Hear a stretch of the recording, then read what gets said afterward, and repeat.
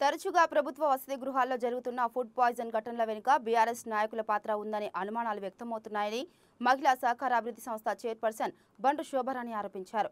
బుధవారం వికారాబాద్ జిల్లా తాండూరులోని గిరిజన ఆశ్రమ సంక్షేమ వసతి గృహంలో అస్వస్థతకు గురైన విద్యార్థినులను ఆర్యవైశ్య కార్పొరేషన్ చైర్పర్సన్ కల్వా సుజాతతో కలిసి శోభరాణి పరామర్శించారు. అనంతరం ఆమె విలేకరులతో మాట్లాడుతూ వసతి గృహాల్లో ఫుడ్ పాయిజన్ ఘటనలపై తమకు ఆర్ఎస్ ప్రవీణ్ కుమార్ పై అనుమానాలున్నాయని అన్నారు.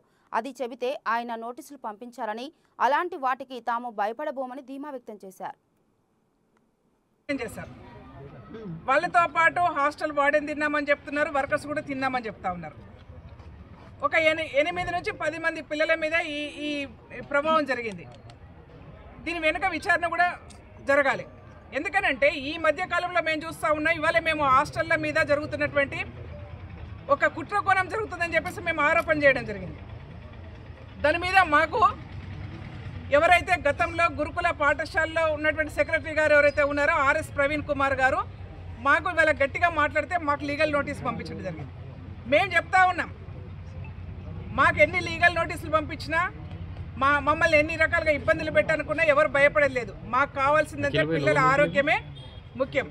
పిల్లల మీద ఏదైనా కుట్ర కోణం జరిగితే మాత్రం తస్మాత్ జాగ్రత్త. ప్రభుత్వం ఊరుకునే సమస్య లేదు. వాళ్ళ హాస్టల్ వార్డెన్ గారు కూడా చెప్పడం జరిగింది. మిగతా ఈ సందర్భంగా చెప్తా ఉన్నాను, ఏ హాస్టల్లో అయినా సరే, ఎక్కడైనా సరే పిల్లల మీద పిల్లల ఆరోగ్యాలతో చెలగాట మాడితే ఊరుకునే సమస్య లేదు. అధికారులకు చెప్తా ఉన్నాం మరొకసారి, మీరు పిల్లల ఆరోగ్యాలతో చెలగాట మాడకూడదు. పిల్లల్ని జాగ్రత్తగా చూసుకోండి. ప్రభుత్వం సీరియస్గా ఉన్నది. మీరు పిల్లల ఆరోగ్యాలతో కానీ, పిల్లల చదువులతో కానీ, పిల్లల జీవితాలతో కానీ ఆటలు ఆడుకుంటామంటే రేవంత్ రెడ్డి గారి ప్రభుత్వం ఊరుకునే సమస్య లేదు. కాబట్టి జాగ్రత్తగా ఉండాలని చెప్పేసి హెచ్చరిక జారీ చేస్తూ ఉన్నాం. ఇక్కడ ఈ హాస్టల్ వాటిని కూడా వెంటనే రిమూవ్ చేయాలి, వెంటనే తీసేయాలి, సస్పెండ్ చేయాలని చెప్పడం జరిగింది. హాస్టల్లో పనిచేస్తున్నటువంటి డైలీ వేజ్ వర్కర్స్ ఉన్నారు, వాళ్ళని కూడా మార్చాలని చెప్పడం జరిగింది. కాబట్టి కొత్త వాళ్ళని తీసుకోవాలని చెప్పినాము. ఏదైనప్పుడు కూడా శుభ్రంగా మంచి ఆహారం పెట్టాలి, మంచి చదువునియాలని చెప్పేసి మేము కలెక్టర్ గారికి విజ్ఞప్తి చేస్తాము. ఇక్కడ శరత్ గారు కూడా ఉన్నారు, గిరిజన శాఖ ప్రిన్సిపల్ సెక్రటరీ గారు కూడా ఉన్నారు లోపల. వారికి కూడా చెప్పడం జరిగింది, సీరియస్ యాక్షన్ ఉంటుంది.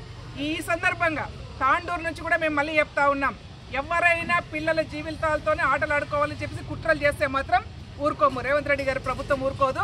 మేము గట్టిగా మాట్లాడుతున్నాం కాబట్టి మేము చెప్తా ఉన్నాం కదా, గతంలో గురుకుల పాఠశాలలో పనిచేసినటువంటి వాళ్ళు ఎవరైతే ఉన్నారో వాళ్ళ కనుసరణలు జరుగుతుందని చెప్పేసి మాకు అనుమానాలు ఉన్నాయి. మేము ఇంతకుముందు కూడా చెప్పడం జరిగింది, ఇప్పుడు కూడా చెప్తా ఉన్నాం. మళ్ళీ కావాల్సుకొని చేస్తూ ఉన్నారు. ఇది ప్రభుత్వాన్ని బద్నాం చేయడం కోసం, రేవంత్ రెడ్డి గారి ప్రభుత్వాన్ని ఇబ్బంది పెట్టడం కోసం, పిల్లల్ని